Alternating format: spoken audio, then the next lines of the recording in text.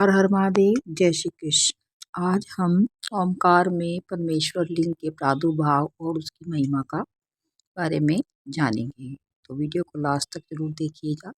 हर हर महादेव।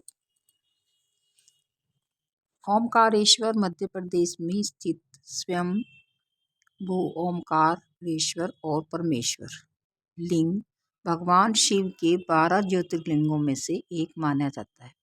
विंध्य पर्वत की तपस्या से प्रसन्न होकर शिव यहाँ ओमकार यानी प्रणव और परमेश्वर अमलेश्वर के 2 रूपों में प्रकट हुए, जो असीम ऊर्जा, मोक्ष और कामना मूर्ति की पूर्ति की महिमा रखते हैं।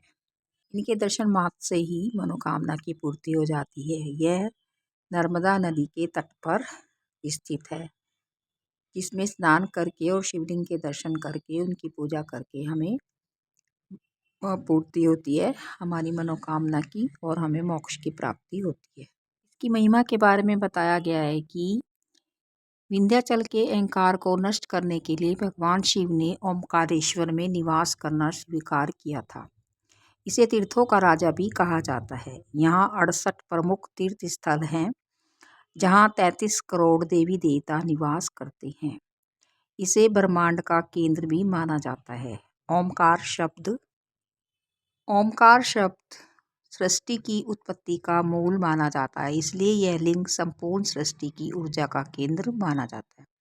यहाँ की पूजा अत्यंत फलदायी मानी जाती है, विशेषकर नर्मदा जी में स्नान कर दर्शन करने से जो भक्तों को परमेश्वर के शरण में लाती है।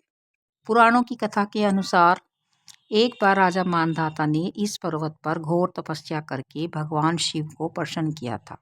तपस्या से शिव अत्यंत प्रसन्न हुए और प्रकट हुए। तब राजा मानधाता ने भगवान शिव से कहा कि सदा के लिए आप यहीं विराजमान हो जाइए, और उनसे वहाँ पे विराजमान होने की प्रार्थना की।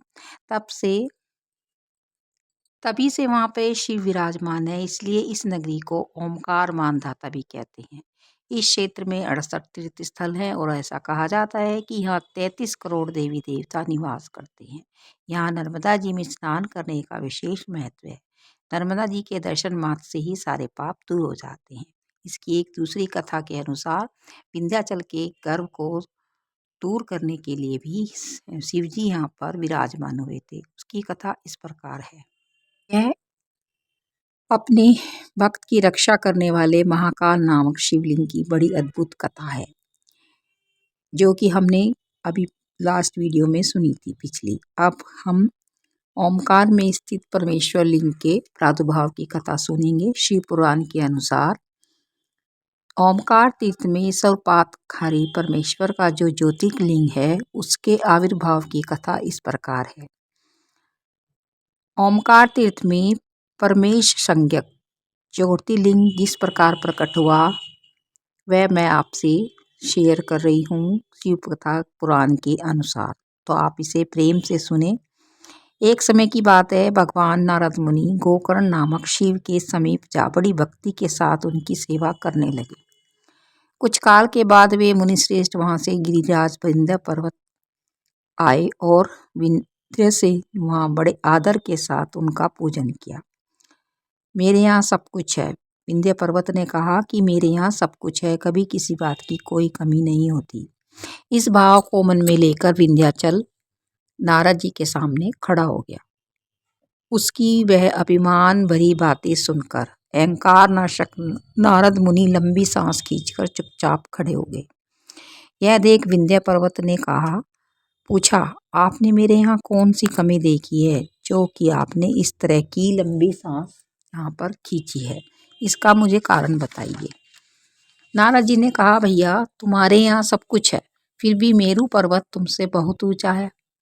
उसके शिखरों का विभाग देवताओं के लोकों में भी पहुंचा हुआ है, किंतु तुम्हारे शिखर का भाग वहां कभी भी नहीं पहुंच सका है। ऐसा कहकर नारद जी वहां से जिस तरह आए थे उसी तरह से चल दिए। परंतु विंध्य पर्वत सोचने लगे, मेरे जीवन आदि को धिक्कार है। इस प्रकार सोचते हुए मन ही मन उन्हें बहुत ज्यादा दुख हुआ। अच्छा, अब मैं विश्वनाथ भगवान शंभु की आराधना पूर्वक तपस्या करूंगा, ऐसा उन्होंने मन में विचार किया और वे शिव की शरण में गए।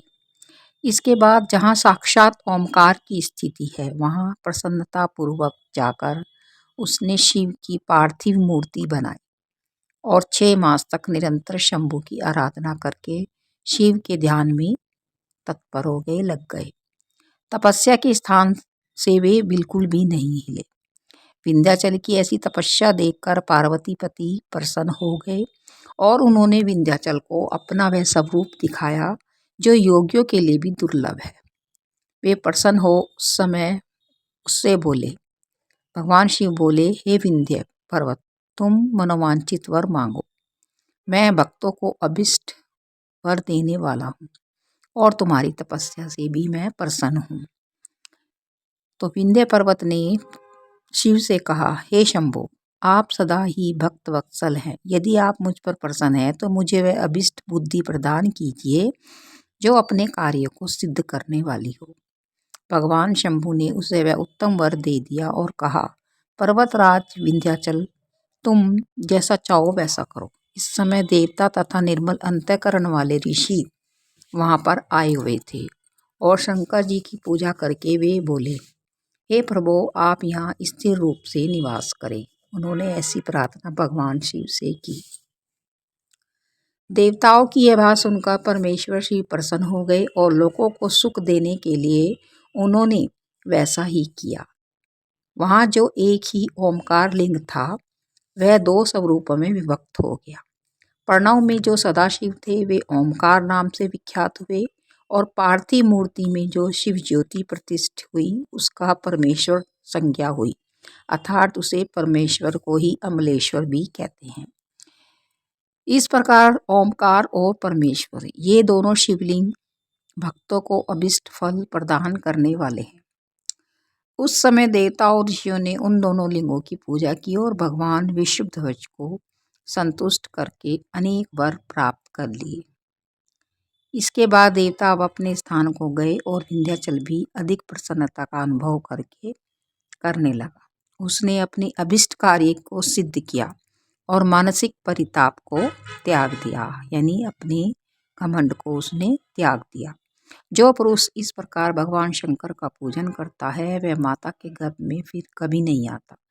जो कोई इस ज्योतिर्लिंग की उपासना करता है, पूजा करता है, उसे फिर गर्भ में नहीं आना पड़ता।